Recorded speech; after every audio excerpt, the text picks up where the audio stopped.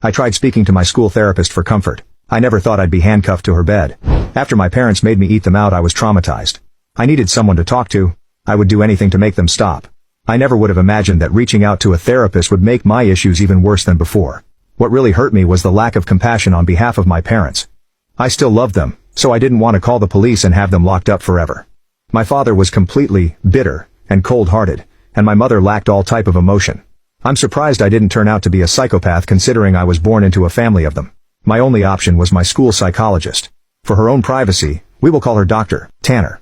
Like most junior high schools, a psychologist is always available on campus during school hours to assist any students in need of counseling, whether it is emotional, academic, social, behavioral, etc.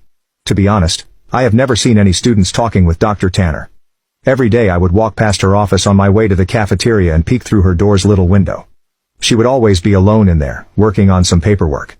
I guess that most kids were too afraid to speak about their problems to an adult who was practically a stranger. I now understand the horrifying truth of why students weren't going to see her. One day I finally mustered up the courage to go to her and voice my troubles. I went up to her door during break time and knocked. Through the window I could see her raise her head, smile and motion for me to come in. I did. She greeted me by introducing herself and asking for my name. Dr. Tanner was a very soft-spoken woman who seemed to radiate kindness. In less than 30 minutes I rambled to Dr. Tanner about how mean my parents were to me and how they didn't care about me at all. After a while my voice began to quaver and I stopped speaking. The psychologist listened patiently to my whole spiel, arms folded and head nodding.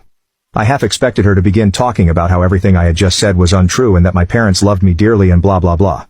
But she didn't. Dr. Tanner leaned towards me with a grin on her face and said, "You know, I'm the best school psychologist in the world. I promise we will fix this." I should have known something about the way she talked was deeply wrong. But I was desperate, and I had no one else to go to. I rolled my eyes.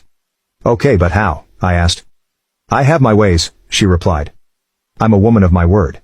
I promise that within just 1 month the relationship between you and your parents will change for the better. Forever." After a brief pause, she continued. "Although I do need you to make me a promise. You have to promise me that you'll come back to my office after school tomorrow and that you won't tell anyone that we had this conversation today.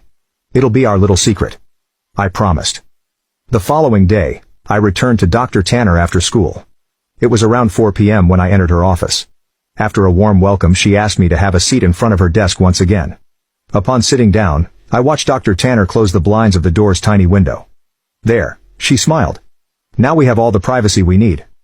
We began to talk about my likes and interests, my favorite subjects in school, my least favorite teachers, and things of the like. About an hour into the conversation Dr. Tanner offered me a soft drink.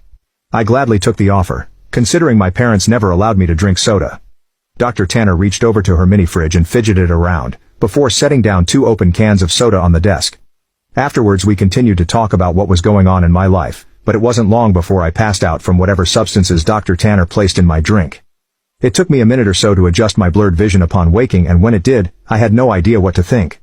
I was handcuffed to a bed and my mouth was sealed with duct tape. I immediately began to panic, squirming and tugging at the cuffs, but gave up soon after. My eyes widened in disbelief after looking around the room. There were posters of superheroes pinned up along the walls and photographs of famous athletes on shelves. In the middle of the room was an old television and Super Nintendo with various game cartridges stacked alongside it. I didn't know what to think. Here I am in a room filled with items most kids would die to play with. I would have probably cried from joy hadn't I been handcuffed to a bed frame.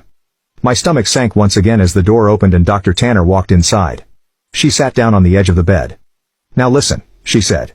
"You can watch the second part by pressing share and more."